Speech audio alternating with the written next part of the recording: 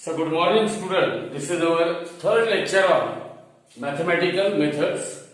In the last period we had seen how to make the addition of two vectors by using triangle law of vector addition. That is one of the mathematical way, one of the geometrical method of adding the two vectors, that is triangle law of vector addition.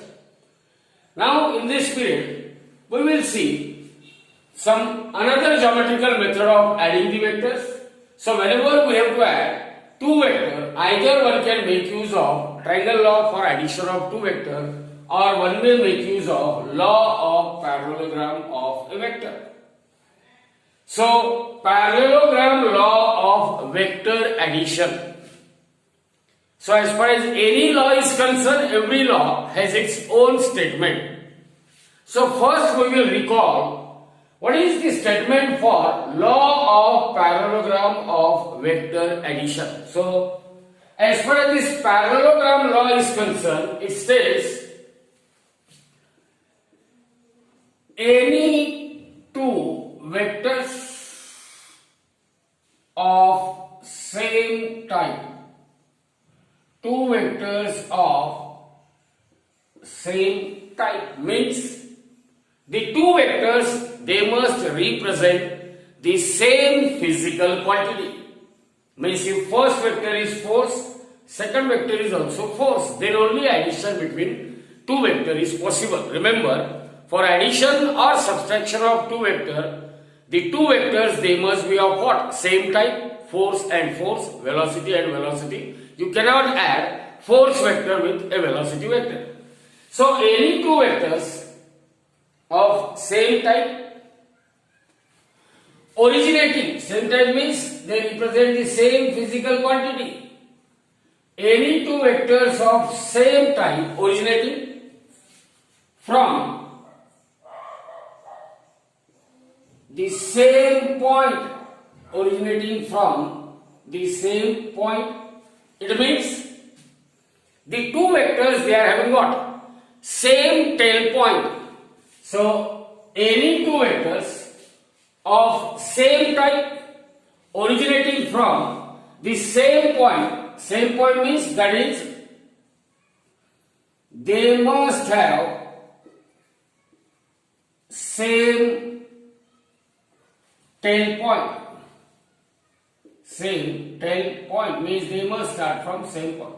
So any two vectors or two vectors, you may say two vectors of same type, two vectors of same type originating from the same point are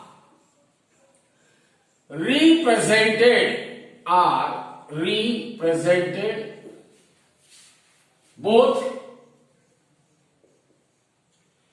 in magnitude, as well as in direction. Magnitude as well as what? In direction. As the two adjacent sides of parallelogram. Two adjacent sides of parallelogram. Parallelo, parallelogram. Then their resultant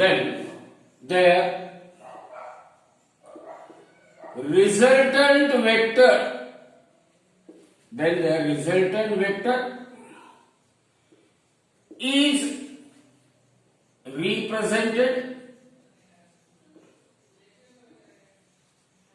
in magnitude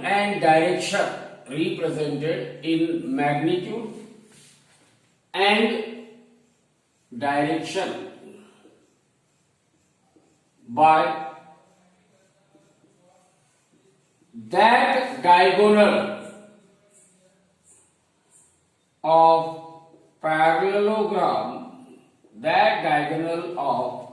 parallelogram, having starting point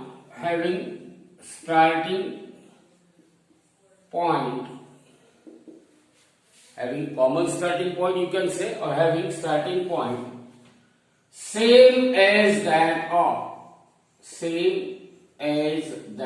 of starting point of two vectors. Starting point of two vectors. Starting point of two vectors. So this is all about the statement of law of parallelogram of vector. So what law of parallelogram of vector states? That if you are having any two vectors of same type, same type means they must represent same physical quantity. Same physical quantity means two vectors. Here I had considered vector P and vector Q. And as per statement, two vectors of same type, it means vector P and vector Q, they must represent the same physical quantity, either force vector, or P and Q both are velocity vector, or P and Q both are acceleration vector, but it should never be the case that P is force vector and Q is velocity vector, because addition or subtraction of vector is possible only when they are representing the same physical quantity. So that's why at the start itself it was given that two vectors of same type means they are representing what? Same physical quantity. Originating from the same point. Originating from the same point means here, if I represent vector P and vector Q, P and Q, these are the two vectors, and O is their common starting point. See here, starting point of P is O, starting point of Q is also O. So we are having two vectors of same type and they are originating from the same point. That is, they are having the same starting point. And they are represented both in magnitude as well as in direction as the two adjacent sides of parallelogram. So here, arrow OA represent vector P, arrow OB represent what? Vector Q. And remember, OA and that of OB are the two adjacent sides of a parallelogram. So what information we are having? Arrow OA, it represents vector P, arrow OB, it represents vector Q. P and Q are the two vectors of same type. They are represented by the adjacent side OA and OB of some parallelogram. So I had represented two vectors as the two adjacent sides. Now complete. What you have to complete? After representing two vectors as the two adjacent sides of a parallelogram, we must complete parallelogram. What is the name of parallelogram? Complete the parallelogram, and that parallelogram has given a name OACB. Complete the parallelogram OACB. OACB. Now from the figure, what you can say? See here, angle between vector P and vector Q. What is that angle? Theta is the angle between what? Angle between vector P and vector Q. Theta is angle between vector P and vector Q. Now as per statement or as per law of parallelogram of vector addition, when you just represent given two vectors as the two adjacent sides of parallelogram, both in magnitude and direction, with common starting point, then their resultant vector is represented both in magnitude and direction by that diagonal of parallelogram having starting point same as that of starting point of given two vector. Here, this parallelogram has two diagonal. So you may have a diagonal AB. You can show here diagonal AB, But out of the diagonal AB and diagonal OC, as per statement, diagonal OC has a starting point same as that of starting point of given two vector. So OC, arrow OC, it will represent the resultant vector R. Arrow OC will represent what? Resultant vector R. What is theta already? Now see here, what is this alpha? Alpha in the diagram, it will represent, alpha represent angle between the resultant vector and the first vector P. Resultant vector and first vector P. And what about, see here, alpha is angle between P and that of resultant vector. Now look at this angle beta. Beta is angle between what? Beta is angle between, beta represent angle between resultant vector R and that second vector Q. Beta is angle between what? Resultant vector R and second vector Q.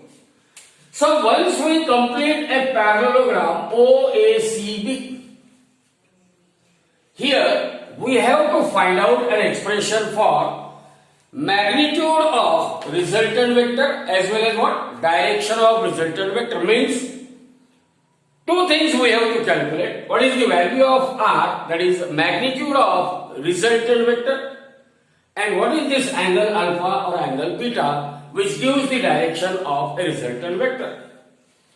So in order to find out the magnitude of resultant vector, to find out the magnitude of resultant vector R, we are interested in finding the value of resistance R. So to find out R, what we will do? We will draw a perpendicular from the point C. See here, from C I have drawn that dotted line. It is actually a perpendicular drawn from point C. Extend OA. This segment OA is extended. So a perpendicular drawn from point C will meet extended OA at point D. What you can say? Draw a perpendicular from what? From point C. Draw a perpendicular from point C, which means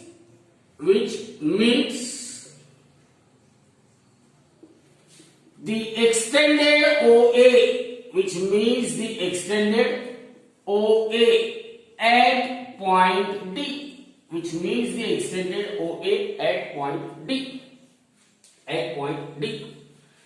Now look at this figure. As far as segment OB and AC are concerned, because this is a parallelogram, so the opposite sides of parallelogram, they are always parallel to each other. They are always parallel to each other. So here, these two segments, they are parallel, then this will represent what? Transversal. This will represent transversal. And if angle between these two lines is theta, then what will be this angle? Definitely theta. So because we are having a parallelogram OACB, side OB is parallel to side AC, angle between OA and OB is theta, naturally the angle DAC is also theta. Because this is the transversal, OA is transversal of OB and that of AC. OA is transversal of OB and that of what? AC. Now in right angle triangle, see here, what I have constructed here, what construction is made? A perpendicular is drawn from point C, which meets the extended OA at point D. Now we are having a right angle triangle. See here, triangle ODC, it is a right angle triangle.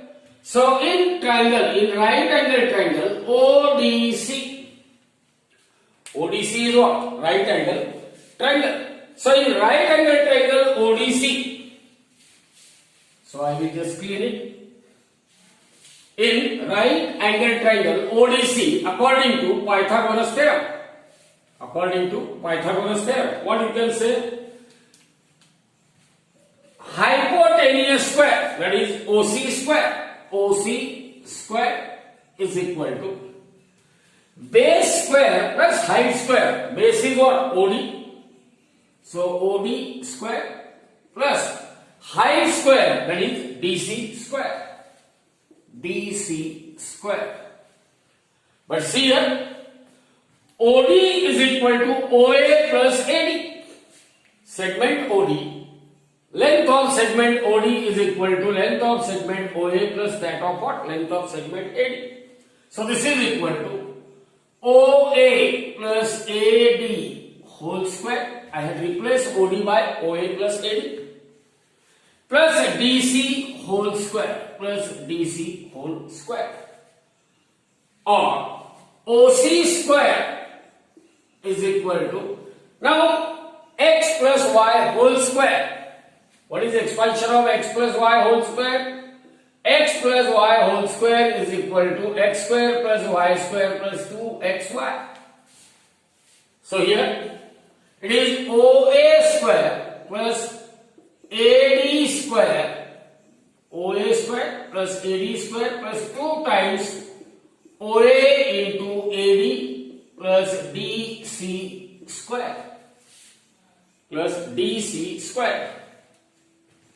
Now, in right angle triangle ADC, in right angle triangle ADC, according to Pythagoras theorem, hypotenuse square, that is AC square, is equal to base square plus height square, that is AD square plus DC square.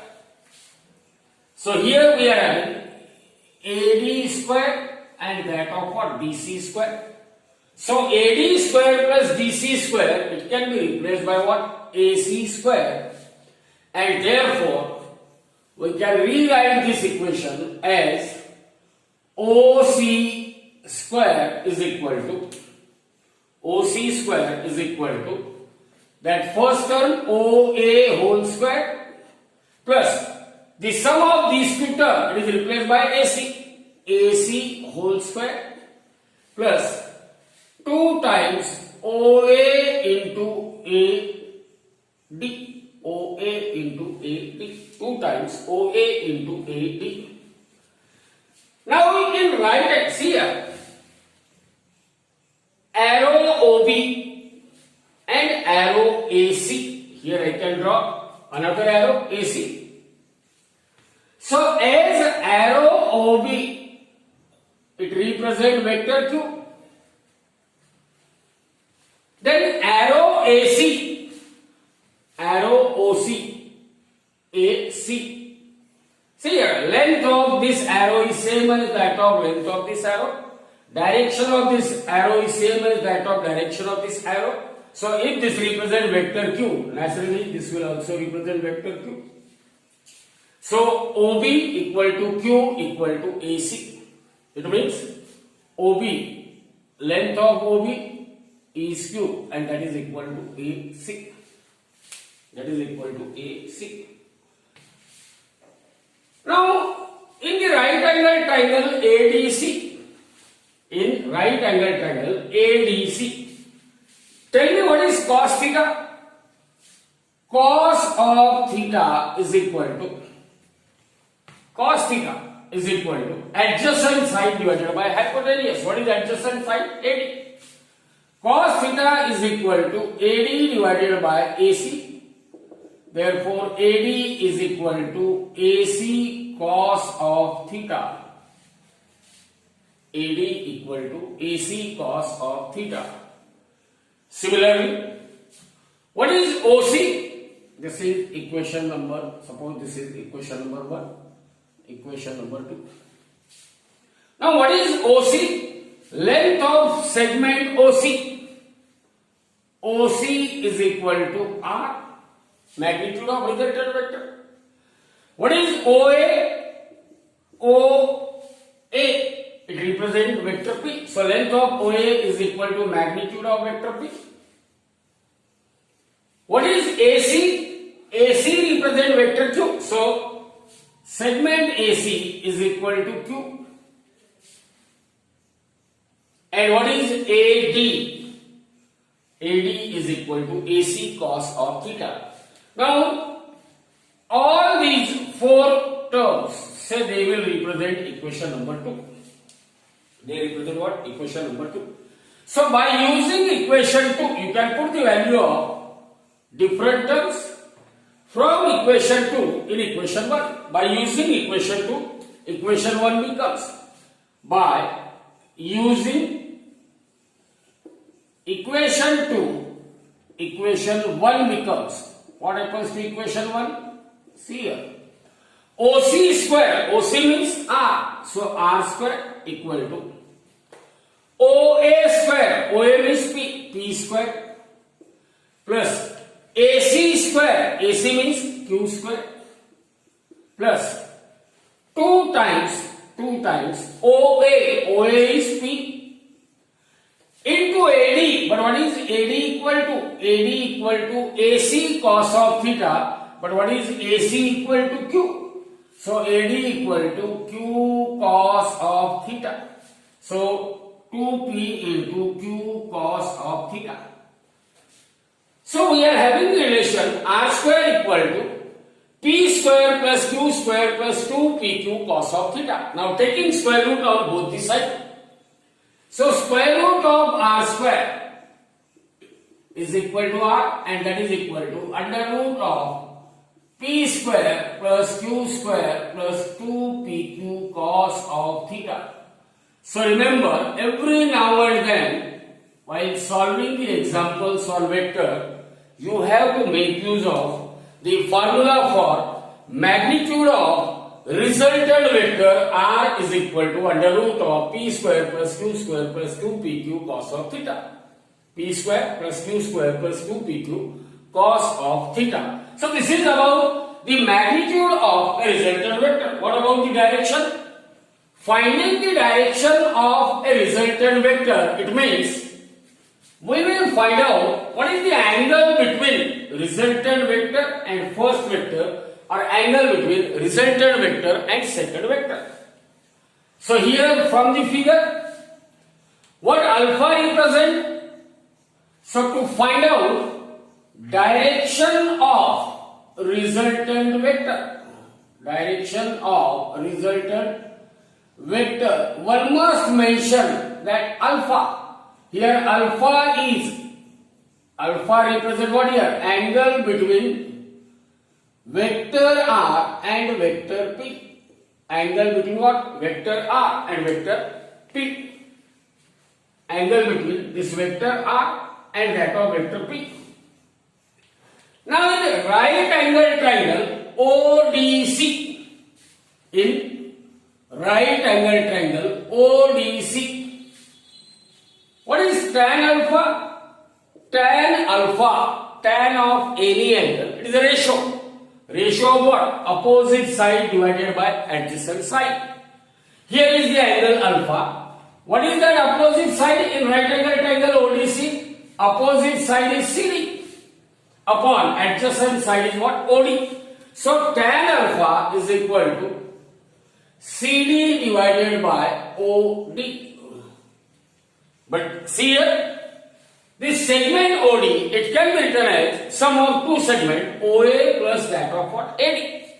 So as OD is equal to length of segment, OD is equal to OA plus AD. OA plus AD. Therefore, this tan alpha is equal to CD upon OA plus of AD. OA plus of AD. Now, as far as that right angle triangle ADC is concerned, in right angle triangle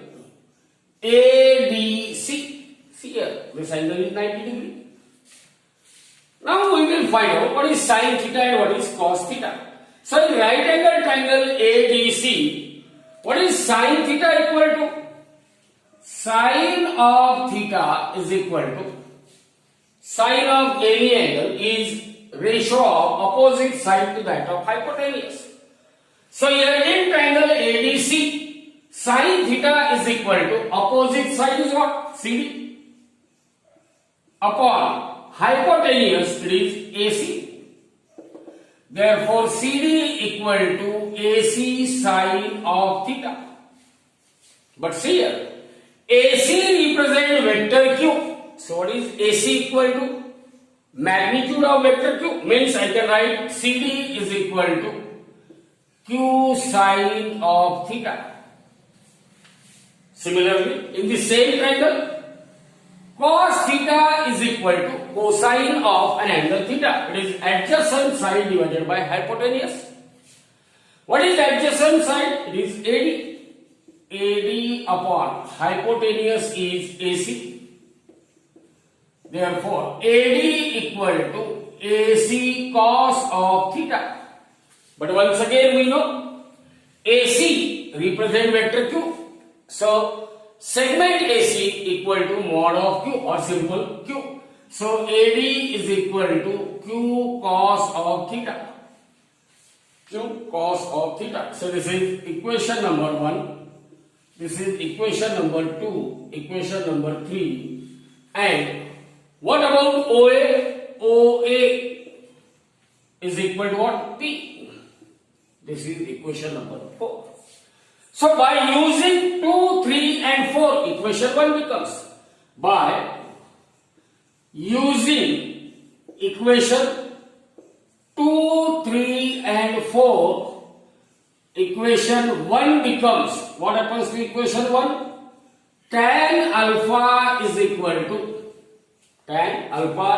to, what is CD? CD equal to what? Q sin of theta. CD equal to Q sin of theta upon OA. OA equal to P plus AD equal to what? Q cos theta. Q cos of theta. So tan alpha equal to Q sin theta upon P plus Q cos theta, or if I take tan inverse on both the sides, remember tan inverse of tan alpha is equal to tan inverse of Q sin theta upon P plus Q cos theta. This inverse and that tan function, tan inverse of tan of alpha, it simply reduces to alpha. So therefore, the left hand side of this equation will becomes alpha. So angle alpha is equal to tan inverse of Q sin of theta upon P plus Q cos of theta. This gives you the angle made by resultant vector,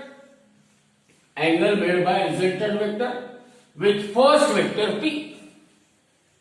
By chance, if angle made by resultant vector with second vector Q is obtained, it means if I say that beta is angle between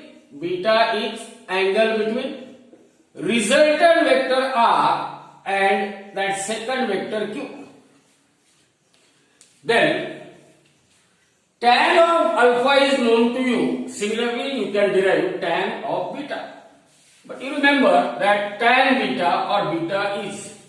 So we will get beta equal to tan inverse of, in place of Q, P will occur, in place of P, Q occurs, and you will get beta equal to tan inverse of P sin of theta upon Q plus P cos of theta. So as per requirement, while solving the example, either you can make use of magnitude of resultant vector r equal to p square plus q square plus 2pq cos of theta.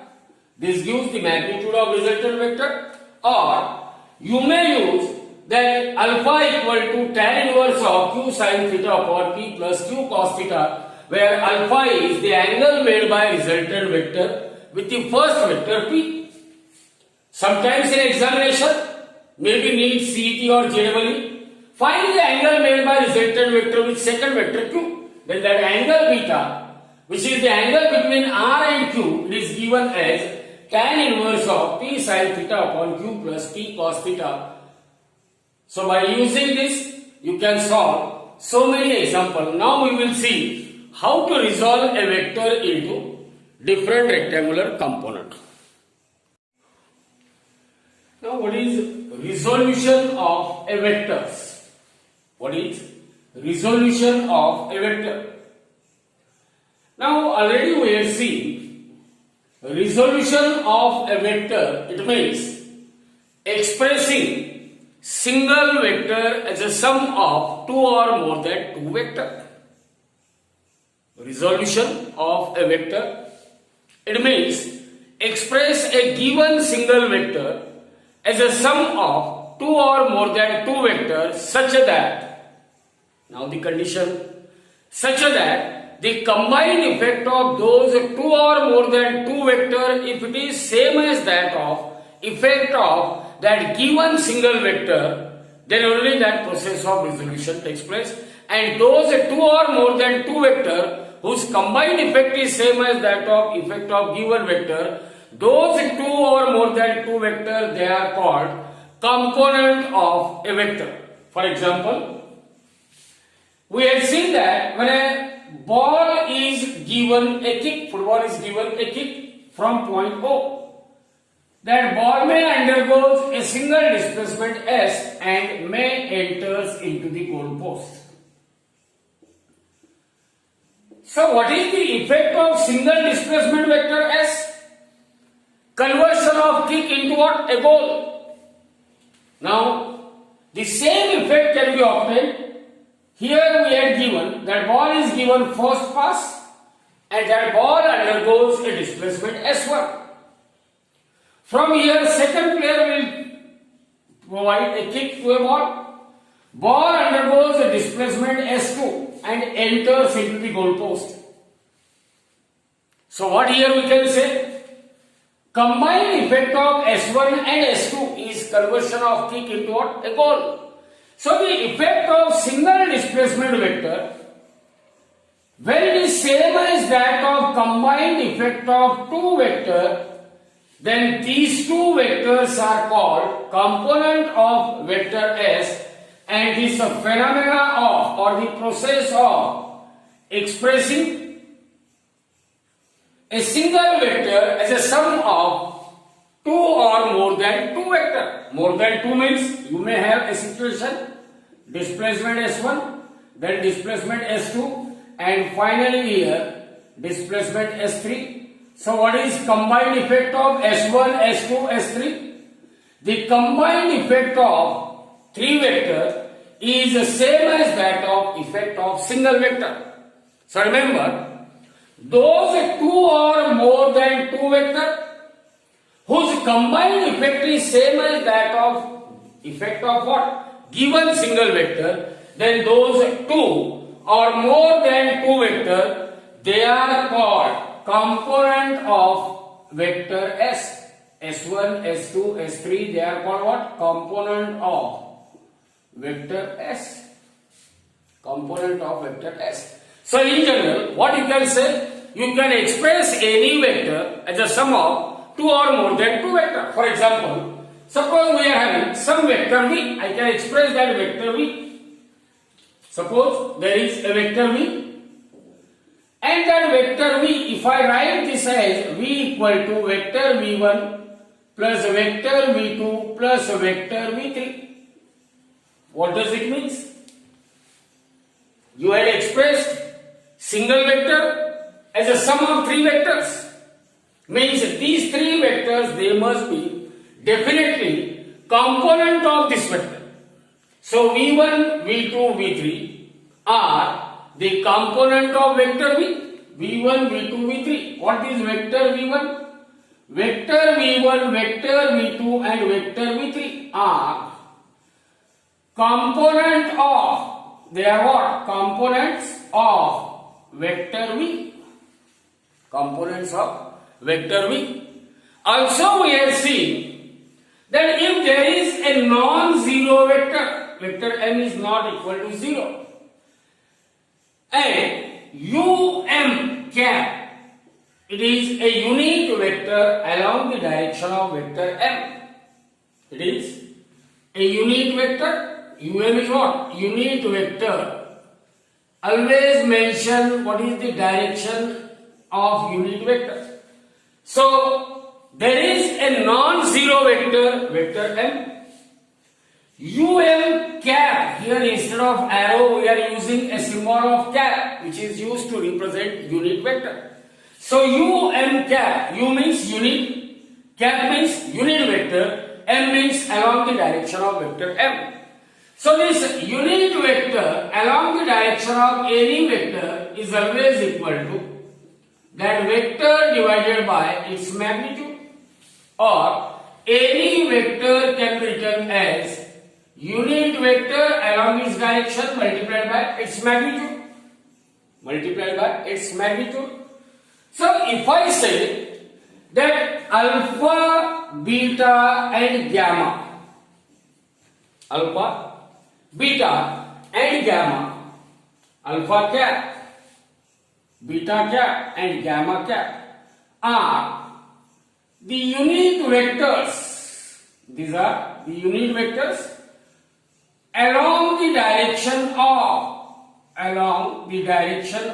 vector V1, vector V2 and vector V3. Listen carefully, observe carefully. Alpha cap, beta cap, gamma cap are the unit vectors along the direction of vector V1, vector V2 and vector V3. Unit vector multiplied by its magnitude will give you what? That vector. So any vector equal to unit vector along its direction multiplied by its magnitude means what I can say? Vector V1 is equal to, I can express this vector V1, any vector is equal to unit vector along its direction alpha cap into magnitude of V1 is V1 itself. Vector V2 is equal to unit vector along its direction, that is beta cap, into magnitude of V2, and V3, vector V3 is equal to gamma cap, unit vector along the direction of V3 multiplied by its magnitude.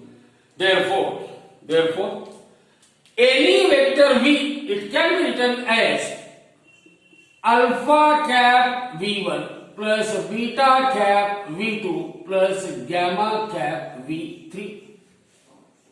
Here V1, V2, V3 are the components of any vector, and these components, they can be along any direction and there can be any angle between them.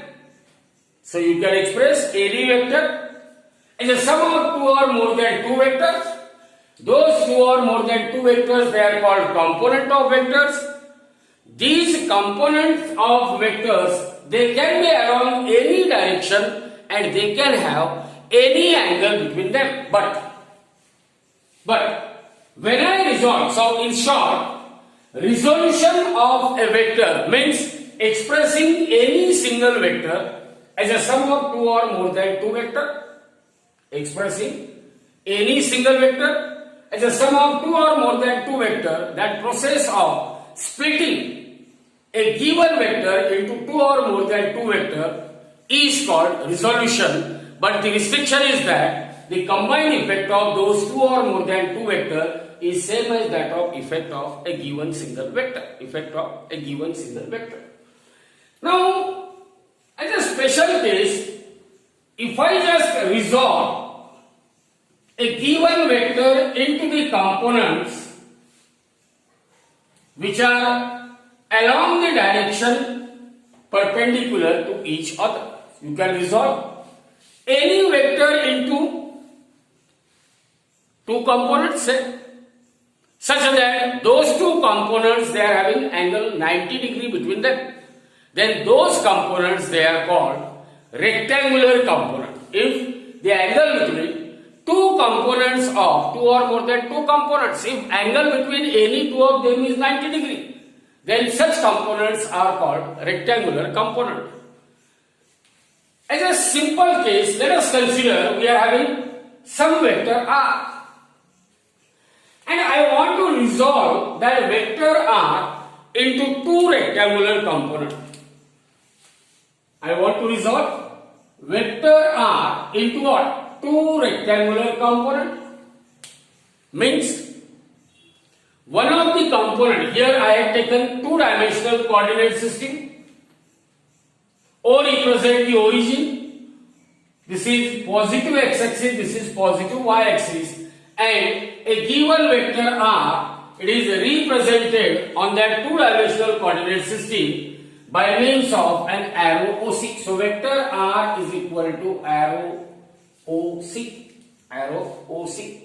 It means OC is equal to r in magnitude.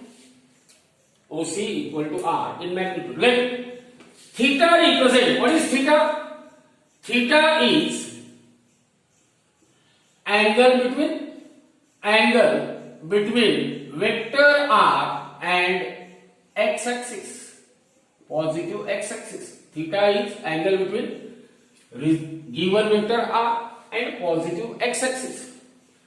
Now to resolve this vector r into the component one along x-axis and other along y-axis. What is the angle between x and y-axis? Is 90 degree. So the component along the direction which are at right angles to each other, they are called rectangular components. They are called what? Rectangular component. So from the point C, draw the perpendicular on x-axis as well as on y-axis, and those perpendicular drawn from C on x and y-axis, they will meet x-axis at point A and at point B on y-axis. So arrow OB, here that arrow OB, it represents RY, and arrow OA, it represents vector Rx. So what this Rx and Ry represent? Rx, it is the component of given vector r along x-axis. That's why it is r suffix x. What is Ry? It is the component of vector r along y-axis. Therefore, it is r suffix y. R suffix y. Now see here, if arrow OB is equal to vector Ry, then arrow OB, its length is same as that of length of AC. Length of arrow OB is equal to length of what? AC. OB equal to AC. Direction of OB is equal to direction of arrow AC. It means arrow OB equal to arrow AC is equal to vector Ry. So if this is vector Ry, that is component y component, then AC will also represent vector Ry. Now in triangle OAC, triangle OAC, according to triangle law, as per triangle law, see here, first vector Rx, second vector Ry. So here two vectors they are taken, given two vectors, vector Rx and vector Ry will represent both in magnitude and direction as the two adjacent sides of triangle taken in order, because the end point of first vector will become starting point of what? Second vector. Then as per law, the remaining third side of triangle OC will represent what? It will represent the resultant of Rx and Ry. Therefore, according to triangle law, we have vector R is equal to vector Rx plus of vector Ry. Vector Rx plus vector Ry equal to vector R. Just now we have seen any vector divided by its magnitude is equal to unit vector along its direction, or any vector is equal to unit vector multiplied by its magnitude. So if I say that along the x-axis, if I say I is a unit vector, as we know, what is unit vector along x-axis? Positive x-axis is I. Unit vector along positive y-axis is what? J. Unit vector along positive y-axis is what? J. Now vector Rx, as per this vector Rx, it can be written as unit vector along x-axis is I into magnitude of Rx. Similarly, vector Ry is equal to unit vector along y-axis, it is J into Ry. So therefore, that given vector R, it can be written as unit vector I into Rx plus J cap into Ry. Remember here, I and J, I cap and J cap are the unit vectors called as what? Rectangular unit vectors along x-axis and that of what? Y-axis. While Rx and Ry, it represent magnitude of x and y component of given vector R. So R equal to Rx plus Ry. Vector Rx and vector Ry are the x and y component of vector R.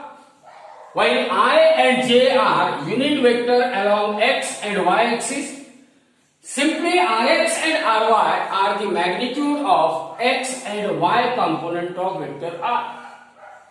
Now in right angle triangle OAC, in right angle triangle OAC, what is sine theta and what is cos theta? So sine of theta is equal to, see here, sine theta, opposite upon hypotenuse. Opposite side is what? AC, upon hypotenuse is OC. What is the length of AC? Ry. And what is the length of OC? It is R. Therefore, Ry is equal to R sine of theta. Say equation number 1. Similarly, in the same right angle triangle, another trigonometric function, that is cos theta. Cosine of any angle is always adjacent side divided by hypotenuse. What is the adjacent side here? Rx. So cos theta is equal to OA upon OC. But OA in magnitude, it is Rx and OC is R. So this is equal to Rx upon R. Therefore, Rx is equal to R cos of theta. This is equation number 2. Equation number 2. Now, squaring and adding these two equations. When we square and add given two equations, then we will get Ry square plus Rx square. Ry square plus Rx square. Square the left hand side of both the equation and add them, and that is equal to. Now squaring and adding the right hand side, so it is R square sine square theta plus R square cos square theta. Now from the right hand side, you can take R square common. So in bracket, it is sine square theta plus cos square theta, and left hand side, you can rearrange it on Rx square plus Ry square. Now you know from trigonometry, what is that identity? Sine square theta plus cos square theta is always equal to unity, or what?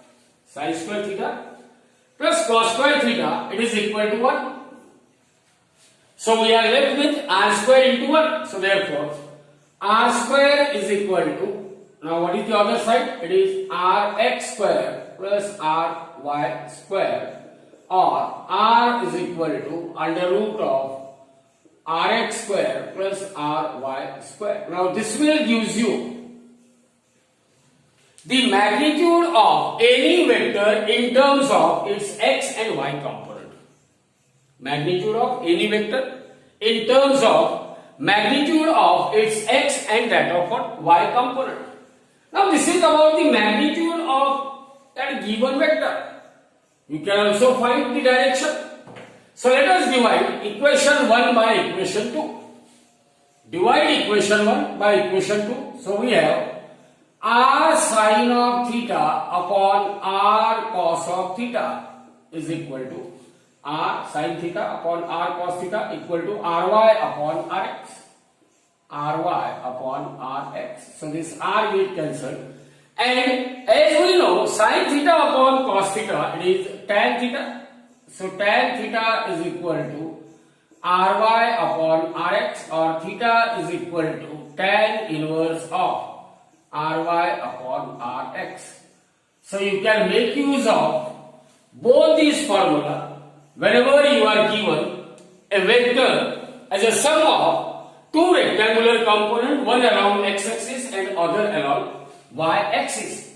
Now this is all about when a vector is expressed as a sum of two vectors in two-dimensional coordinate system. Now, if I will take a three-dimensional coordinate system, z-axis, x, y, and that of what? Z-axis. What is the unit vector along z-axis? Vector k cap. K cap is what? Unit vector along z-axis. In that case, that given vector r, it can be written as vector rx plus a vector ry plus a vector rz. Any vector, it can be expressed either the sum of two or more than two vectors. Here I will express it in terms of x, y, and that of z component. So rx, ry, rz are called rectangular components of vector r along x, y, and that of z axis, and it can be written as I cap rx plus j cap ry plus k cap rz. So whenever you have given a vector in this form, then the magnitude of given vector, it can be expressed r equal to under root of rx square plus ry square plus rz square. Means this formula can be extended for the three components rx, ry, and rz.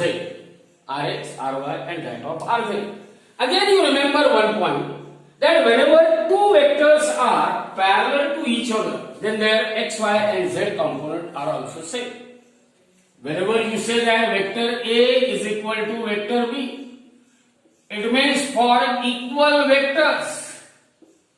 For equal vectors, here vector A can be written as I-ax plus J-ay plus K-az, and vector B can be written as I-bx plus J-by plus K-bz, and when A and B are equal vectors, this implies that Ax equal to Bx, Ay equal to By, and Az equal to Bz. So you can make a statement that for two equal vectors, their corresponding xyz components are also equal. Their corresponding xyz components are also equal. So this is all about resolution of a vector.